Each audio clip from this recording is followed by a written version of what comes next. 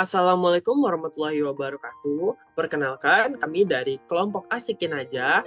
Nah, pada kali ini kami akan mempresentasikan resume UAS basis data dokumen kami, yaitu mempelajari tentang Firebase dengan dosen pengampu Bapak M. Rizky Fadila, STMX.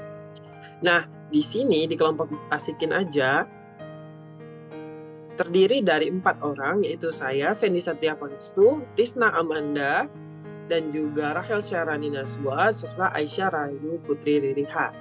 Nah, untuk mempelajari Firebase ini, ada 15 materi yang akan diterapkan. Nah, di sini kami sudah mengelompok-kelompokkannya. Untuk itu, simak ya. Assalamualaikum warahmatullahi wabarakatuh. Saya Rakel Sahlani Nazwa dengan NPM 2135105990. Di sini saya akan membahas mengenai materi 1 sampai materi 4. Yang pertama ada materi 1 yaitu pengenalan Firebase. Firebase sebagai backend service yang dipelajari di versi 9 menyediakan layanan seperti autentikasi database, penyimpanan file, fungsi cloud, hosting, dan lainnya. Kita dapat menyambungkan layanan tersebut langsung dengan front-end-nya untuk dimanfaatkan. Kemudian, Firebase bisa menangani semua logika di sisi servernya dan sebagai alternatif untuk menyiapkan infrastruktur back-end kita menggunakan MongoDB dan Node.js. Itu yang akan di-cover oleh Firebase. Firebase ini gratis untuk web-web kecil, apalagi kita pelajari membuat web. Kemudian ada perbedaan Firebase 8 dan Firebase 9. Firebase 9 itu lebih mengadopsi pendekatan yang lebih modular dan fungsional, yang berarti kita hanya mengimport fungsi Firebase yang kita perlukan dari library, sedangkan pada Firebase 8 menggunakan pendekatan yang lebih berorientasi objek, di mana kita memanggil fungsi-fungsi tersebut pada metode secara langsung pada objek Firebase, tetapi dengan menggunakan pendekatan yang lebih fungsional dan hanya mengimport fungsi-fungsi yang kita perlukan saja. Kemudian kita langsung masuk cara mengakses Firebase tersebut.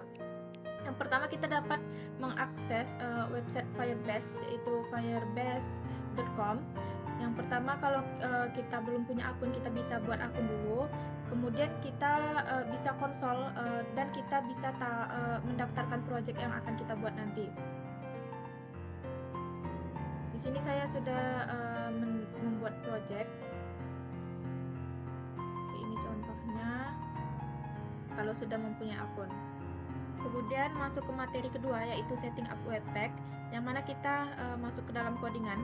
Kita sudah membuat folder Firebase 9 yang mana terdapat folder-folder di dalamnya, yaitu disk, node modulos, dan src. Yang pertama di sini kita memanggil npm init strip y, yang mana kita akan memanggil file package.json-nya. Maka muncullah file package.json. Kemudian kita memanggil webpack CLI-nya, yang mana akan kita buat sebuah file webpack, yang mana webpack ini disiapkan untuk mode pengembangan menggunakan index.js di direktori src sebagai titik masuk dan mengeluarkan kode yang telah digabungkan sebagai bundle.js di direktori disk. Kemudian metode pemantauan diaktifkan agar bundle diotomatiskan diperbarui ketika terjadi perubahan.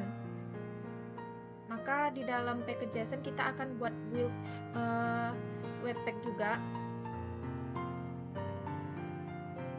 yang mana kita akan memanggilnya di dalam terminal yang telah kita sediakan. Kemudian masuk ke materi ketiga, yaitu setting up Firebase, yang mana di sini gunanya untuk menghubungkan proyek yang Firebase sama proyek website yang telah kita bikin. Pertama di sini kita npm install Firebase dulu. Kemudian di sini di Firebase kita dapat melihat di project setting, di config.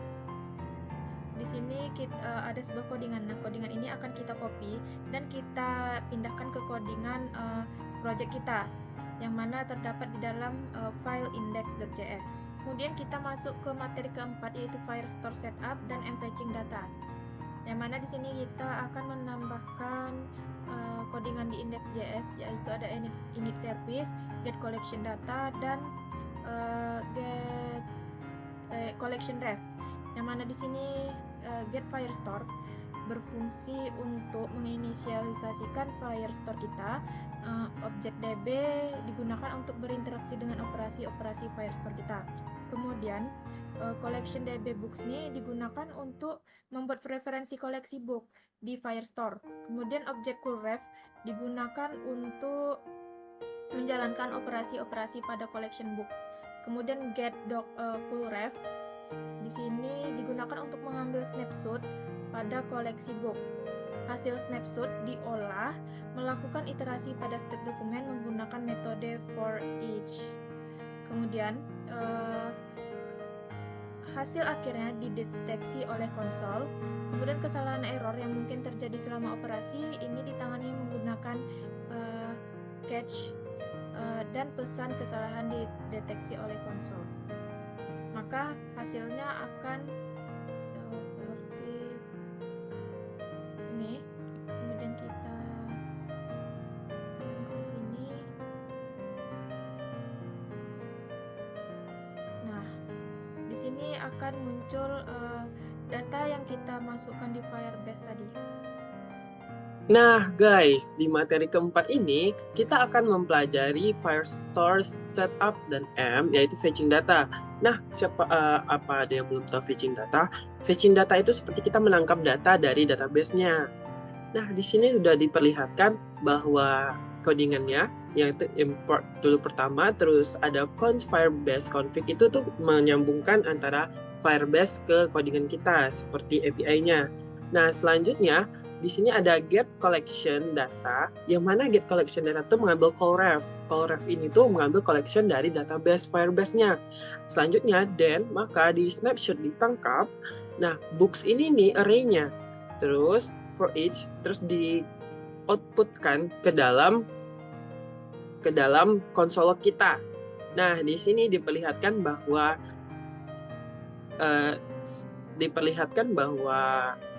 yang ditangkap itu ada 3. Nah, saya akan menjelaskan tentang codingannya. Pertama ada get Firestore, itu digunakan untuk menginisialisasi layanan Firestore-nya. Selanjutnya ada collection DB Books, itu apa? Nah, itu tuh untuk membuat referensi ke koleksi books di Firestore. Firestore itu merupakan library-nya dari Firebase. Get.CoolRef ini digunakan untuk mengambil snapshot dari koleksi books. Hasil snapshot diolah dengan melakukan iterasi pada setiap dokumen menggunakan metode for each. Terus setiap dokumen, data dari dokumen doc data diekstrak dan dimasukkan ke dalam array books bernama dengan ID dokumen. Hasil akhirnya akan dicetak di konsol. Kesalahan error yang tadi itu, kalau misalnya kita salah fetching data, maka muncul errornya. Selanjutnya, saya akan memperlihatkan codingannya.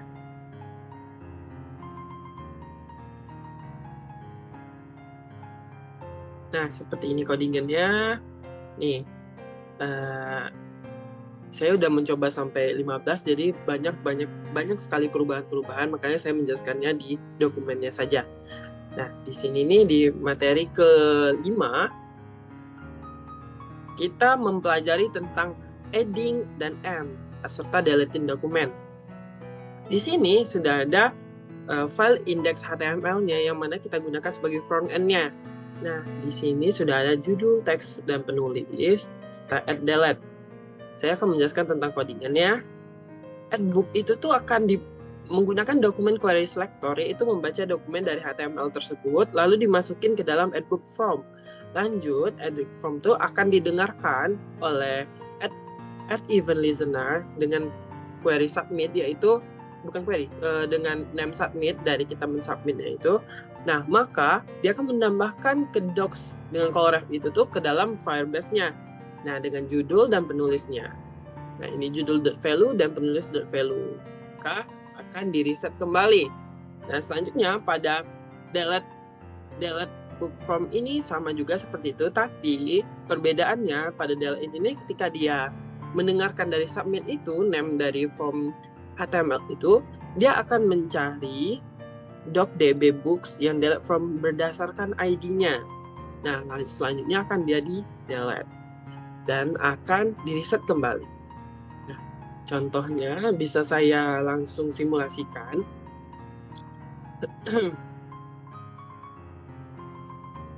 Oke, kita buka dulu inspect dan kita buka console log. Nah, ini saya udah coba sampai ke 15, jadi banyak perubahan. Sebenarnya kita mau masukin judulnya tuh Selamat Jalan, dengan penulisnya misalnya Yuto. Tambahkan. Nah, dari array 4 tadi, dia kan udah menambah jadi 5. Nah, ini di materi berikutnya ada. Nah, ini akan selamat jalannya akan masuk ke dalam database-nya, yaitu Yuto, selamat jalan. Kita bisa lihat mungkin untuk sebagai validasi. Di sini Firebase. Oke. Firebase di bagian Firestore. Nah, di sini udah dapat ya, selamat jalan dan masuk ke dalam database Firestore-nya, Firebase-nya. Nah, selanjutnya ketika kita delete, kita mau coba delete ya. Hapus buku. Dokumen ID, kita ambil ID dari dokumen ini. Terus kita tekan, masukin dalam sini, hapus buku. Nah, dia akan terhapus dari sini. Begitulah penggunaan add dan delete dalam Firestore. Untuk penjelasannya, sebentar, di bagian, di bagian sini. Untuk penjelasan itu, dia tuh mengimport 3 fungsi dalam add dan delete nih. Dia tuh mengimport function add doc, delete doc, serta doc. Apa sih gunanya add doc, delete, dan doc ini? Add doc ini tuh meng-add data, delete doc ini untuk menghapus data, sedangkan doc ini tuh digunakan untuk membaca datanya. Nah, dia tuh menangkap formulir dari kelas CSS tadi yang submit itu, lalu menghentikannya. Ketika dia menambah, dia akan memasukkan ke dalam Firebase. Kalau misal dia delete doc, dia perlu fungsi doc untuk membaca dulu data yang ada di dalam Firebase-nya.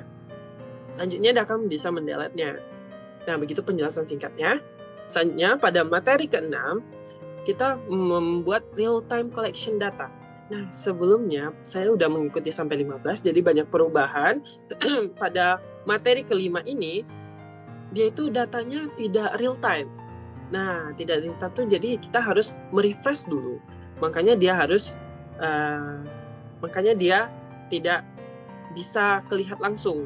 Nah, sedangkan yang saya simulasikan tadi udah termasuk real time karena saya udah mengikuti sampai ke 15.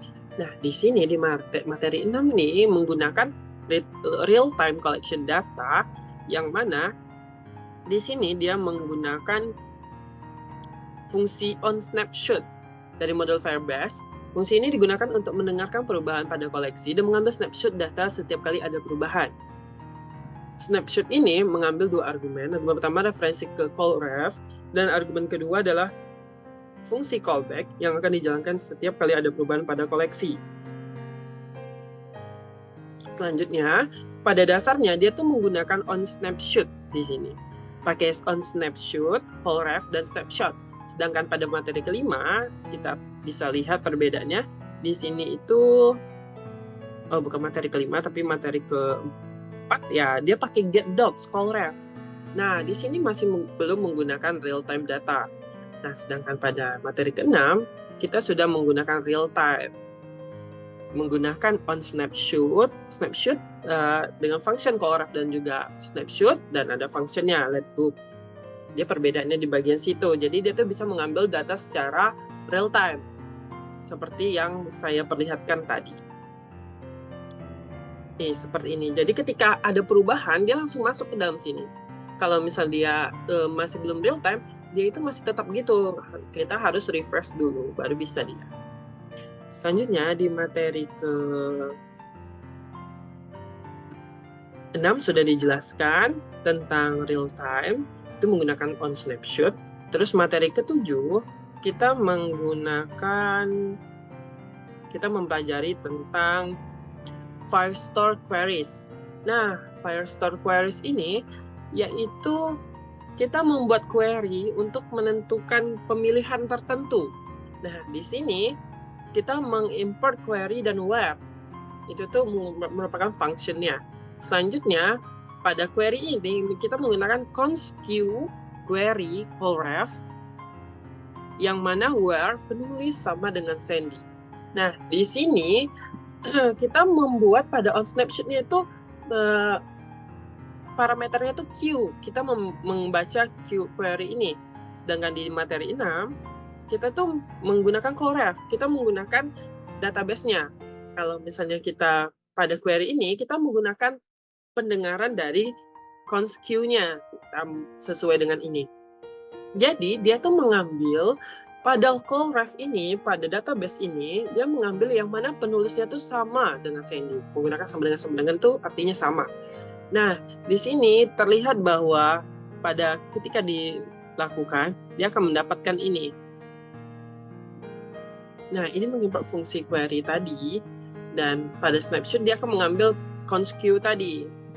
Sedangkan saya sudah jauh, udah sampai 15. Nah, di sini udah berbeda lagi. Jadi, susah untuk dibalikin. Jadi, saya menjelaskannya di bagian resume saya aja. Nah, seperti terlihat, pada dasarnya materi 7 ini, dia itu akan mengambil data sesuai dengan permintaan dari query ini, yang menggunakan penulis sama dengan Sandy.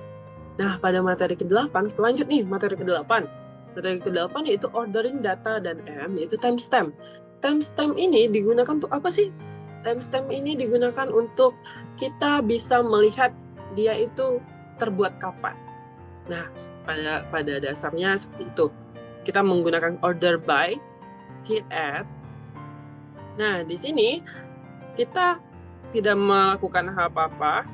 Nah, kita harus menghapus dulu semua database, semua data yang ada di database kita supaya nanti dia bisa balik lagi, tapi dia create add. Nah, setelah dihapus, di sini kita menggunakan import. Firebase itu mengimport order by dan server timestamp. Itu server timestamp digunakan pada created by tadi. Nah, di sini kita menggunakan query callref order by create add. Nah, di sini on snap Q tidak ada perubahan. Dan tidak ada perubahan. Di bagian add doc ini nih ada create add.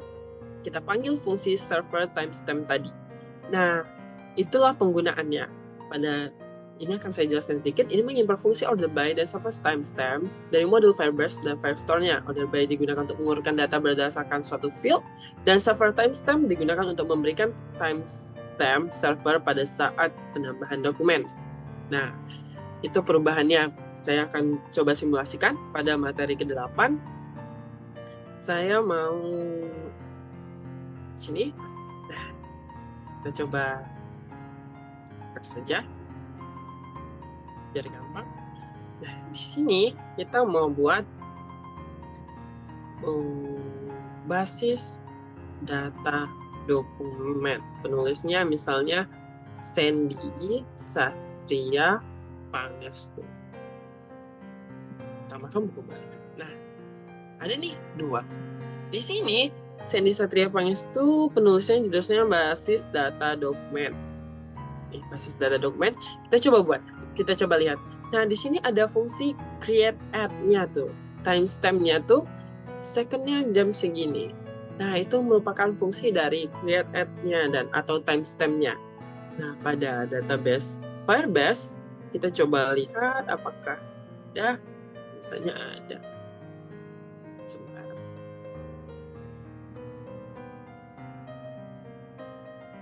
Oke, di bagian sini kita coba lihat.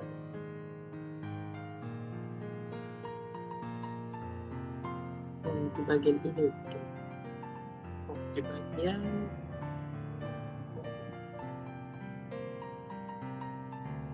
basis data dokumen. Kita melihat create add-nya tuh Januari tanggal 25 2024 jam 11.37 pagi.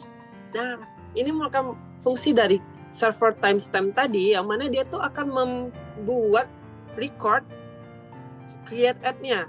Nah, seperti kita lihat ini nih udah semuanya menggunakan create add. Nah, untuk apa sih gunanya? Itu pasti penting digunakan ketika kita ingin mengetahui kapan sih ini nih dibuat, kapan sih ini nih dihapus. Mungkin bisa jadi di bagian nanti di log, mungkin dibuat create delete add-nya itu tuh kita buat function ini. Itulah penggunaan dari server timestamp-nya tadi. Nah, untuk itu aja materi 5 sampai 8-nya. Saya akan lanjut, materi 9 sampai 15 akan dilanjutkan oleh teman saya. Untuk itu, mungkin saya terlalu cepat untuk menjelaskan karena ini merupakan penjelasan singkat aja, jadi harus agak fast. Untuk itu, terima kasih telah mendengarkan supaya kalian mengerti, dan juga terima kasih kepada Bapak yang telah memberikan materinya. Untuk itu, Assalamualaikum warahmatullahi wabarakatuh. Assalamualaikum warahmatullahi wabarakatuh. Perkenalkan, nama saya Aisyah Rahayu Putri Ririha dengan NPM 21351028 dari kelas 7B. Di sini saya akan melanjutkan penjelasannya dari teman-teman saya. Jadi saya akan menjelaskan pada bagian 9, 10, 11, dan 12. Oke, jadi pada bagian 9 yaitu fetching a single document. Di sini kita menggunakan fungsi getDoc. Nah, di sini berfungsi untuk mengambil dokumen tertentu. Oke. Terdapat beberapa penambahan codingan di sini. Yang pertama, sini kita pada bagian import Firebase Firestore. Di sini kita menambahkan getDoc. Terus pada di sini kita mendefinisikan variabel sini docref sama yang di atas ini ya, docref. Nah, apa yang kita ingin panggil? Ini misalnya ID-nya bisa kita ganti ya.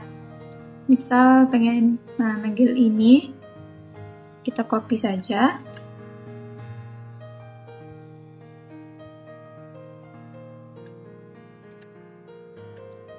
Kita copy. Oke, bisa loading. Nah, kita copy si ID-nya di sini. Nah, maka akan muncul title dan author-nya.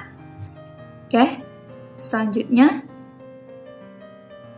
Oh ya, ini juga secara real time ya. Tanpa kita refresh dulu, maka dia sendirinya akan terpanggil di sini. Oke.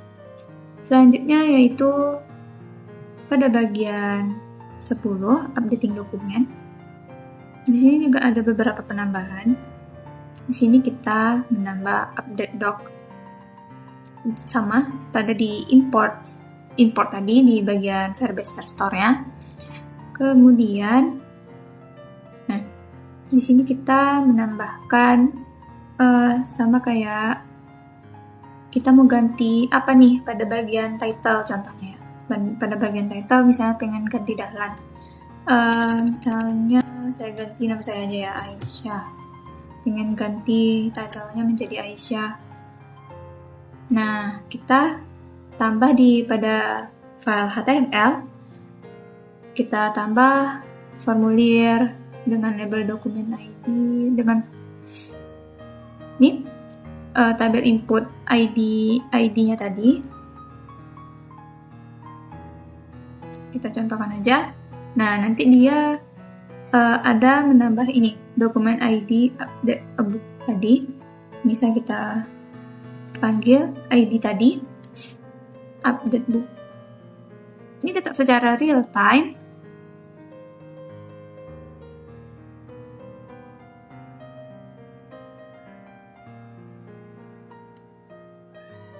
Secara real time. Nah, saya ingin mengganti title-nya tadi menjadi nama Aisyah kan. Nah, terganti sendiri dengan nama Aisyah. Coba saya ingin mengganti contoh filenya apa ya? Nah, misal ini ya. Author-nya, nah title-nya Dahlan. Saya pengen ganti dengan nama saya. Kita kopikan lagi di sini, kita update.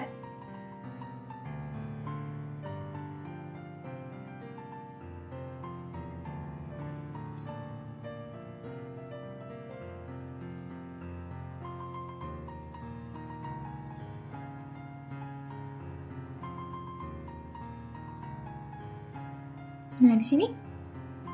Nah, author Anis, jadi Anis kan. authornya di sini. Ini authornya Anis. Nah, tergantung juga di sini juga ya. Authornya Anis. Tapi dia tidak tampil seperti ini tadi karena kita tidak memanggilnya pada contoh pada bagian 9 tadi, kita tidak memanggilnya di sini. Nah, di sini kita tidak panggil, kita cuma memanggil dengan nama ID yang ini ya. Jadi makanya beda tampilannya. Selanjutnya yaitu bagian 11. Bagian 11 ini setting up Firebase autentikasi. Jadi sini cuma sedikit penambahannya, yaitu pada bagian ini. Menambah import get out from Firebase out. Nah, maksudnya itu yang ini. Nih, karena di bagian authentication ya. Oke, selanjutnya kita mendefinisikan si out tadi, get out. Nah, tidak ada perubahan pada penampilan sini. Nah, yang berubah itu setelah kita melakukan pada bagian ke-12 ini, sign in user up. Nah, sini kita ada perubahannya karena di sini kita menambahkan form baru, yaitu tempat untuk kita menginput email dan password.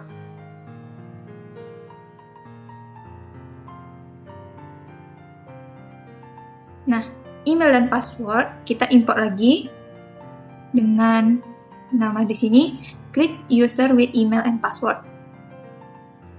Nah, kita definisikan nih sign up. Oke, with create ini pakai ini kan autentifikasi email dan password. Nah, di sini ada kita tambah di sini. Nah, dengan metode kita tambah new provider. Nah, di sini saya telah menambahkan email password ya. Sudah statusnya enable. Di Firebase ini juga banyak, bisa menambahkan phone, anonim, Google, Game Center, Microsoft. Nah, tapi di sini contohnya kita hanya menambahkan email dan password. Oke, tampilannya yang nambah yaitu sini. Firebase out, email dan password. Bisa kita tambah emailnya. Kita tambah supaya riri@gmail.com. Passwordnya 123456. Kita tekan sign up. Nah, langsung kan user create Firebase. Nah, tokennya ini autentifikasi nah di @gmail. Nah, tapi kalau kita misalnya kita tidak sesuai nih dengan ketentuan emailnya, misal cuman Riri aja gitu, Riri Putri. Nah, misalnya passwordnya sembarangan, sign up. Nah, nanti dia akan muncul pop-up-nya sendiri. Kita harus menggunakan add. Kalau kita menggunakan add, nah berhasil membuat akunnya, nanti akan muncul ini di sini user create-nya. Mungkin pada bagian saya cukup sekian. Jika ada salah kata, saya mohon maaf. Assalamualaikum warahmatullahi wabarakatuh. Baik, di sini saya akan menjelaskan sedikit tentang login dan logout pada Firebase Authentication. Nah, sebelumnya kita membuat sebuah codingan di index.html di mana kita membuat form class login dengan input email dan input password dan button class logout.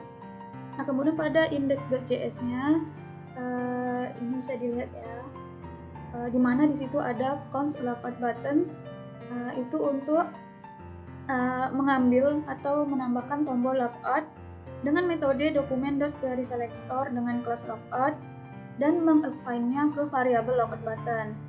Kemudian pada logout button ini kita menambahkan event listener untuk event click, di mana ketika kita mengklik tombol tersebut maka fungsi callback yang diberikan akan dijalankan. Nah, kemudian ada sign out Nah, di mana ini adalah fungsi dari Firebase Authentication, yang dimana fungsinya untuk keluar dari sesi pengguna yang telah terautentikasi. Kemudian di sini ada .den, di mana kita apabila kita berhasil melakukan logout, maka pesannya akan ditampilkan itu adalah the user sign out ke konsol. Nah, untuk catch ini adalah ketika kita terjadinya error, maka akan mengirimkan pesan error ke konsol. Kemudian di sini ada console login form, di mana ini adalah mengambil tombol login dengan metode dokumen .query selector dengan kelas login dan mengassignnya ke variabel login form. Kemudian login form ini menambahkan event listener untuk event submit, di mana fungsinya jika kita mengkliknya, fungsi callback itu akan dijalankan setelah diberikan. Nah, untuk add.prevent defaultnya adalah mengirimkan pesan default atau melakukan perilaku default ketika mengirimkan form. Nah, kemudian di sini ada const email dan const password, di mana dia mengambil nilai dari login form. Nah, di sini ada juga sign in with email dan password, di mana memiliki 3 parameter, yaitu out, email, dan password.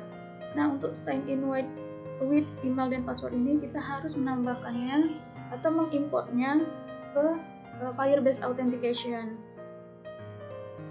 Nah, kemudian jika kita berhasil melakukan login, maka pesan yang akan disampaikan ke konsol itu berupa user login. Nah, jika terjadinya error atau catch error ini akan menampilkan pesan error di konsol. Nah, untuk lebih jelasnya kita bisa mencontohkannya di sini. Saya mencoba untuk login ya. Di sini sudah ada beberapa yang telah saya coba. Nah, kita meloginnya. Nah, maka pesan yang akan bisa ditampilkan di konsol ini berupa user login, di mana di sini kita memiliki akses token, authentication-nya, kemudian email yang telah kita masukkan, dan lain sebagainya. Nah, ketika kita log out-nya, nah maka pesan yang akan ditampilkan itu adalah the user sign out. Nah, sekian penjelasan singkat dari saya tentang login dan logout pada Firebase ini. Baik, di sini saya akan menjelaskan secara singkat tentang subscribing to authentication chains. Di mana di sini kita memiliki on-out state chain, yaitu fungsi dari Firebase autentikasi yang memungkinkan aplikasi untuk melakukan perubahan di setiap pengguna autentikasi. Nah, setiap kita melakukan perubahan autentikasi, maka kita akan memanggil fungsi callback yang akan dijalankan. Nah, kemudian di sini ada out, di mana out-nya adalah objek dari autentikasi tersebut yang digunakan untuk operasi autentikasi seperti login, logout, dan lain-lainnya. Nah, kemudian ada user. User ini berfungsi untuk memanggil atau fungsi callback yang akan dijalankan ketika terjadi perubahan. Kemudian kita melakukan console log atau mengirimkan pesan bahwa status tersebut telah terjadi perubahan, entah itu nol ataupun berisi tentang pengguna yang telah terautentikasi.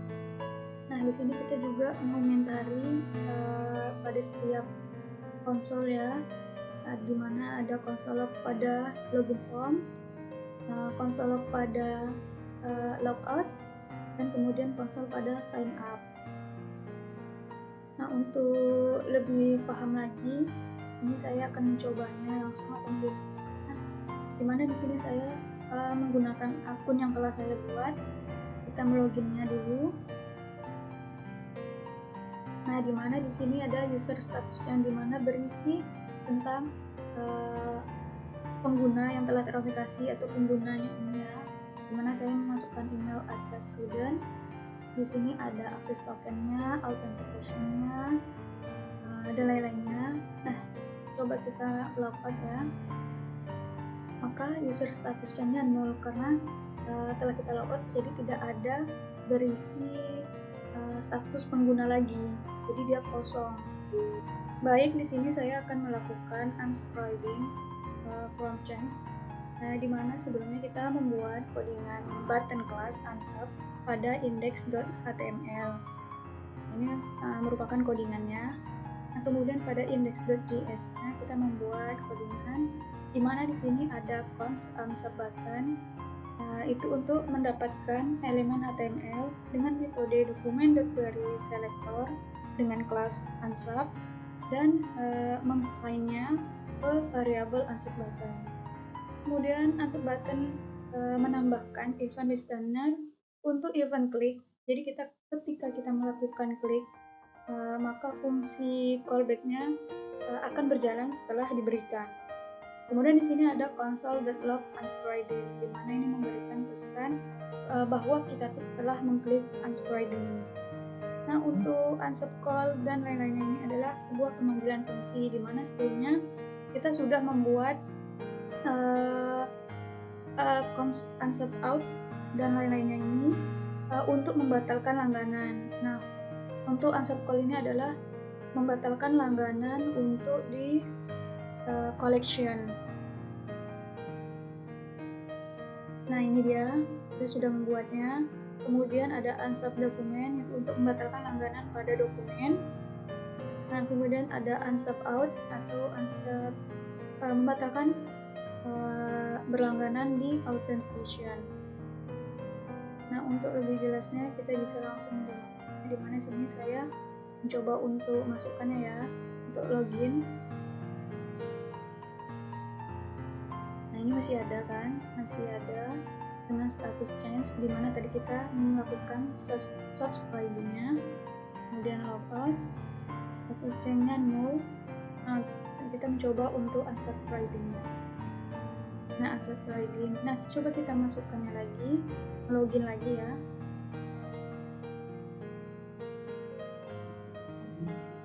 Ini tidak akan bisa lagi karena kita sudah berhenti untuk berlangganan, jadi tidak akan memunculkan apa-apa lagi.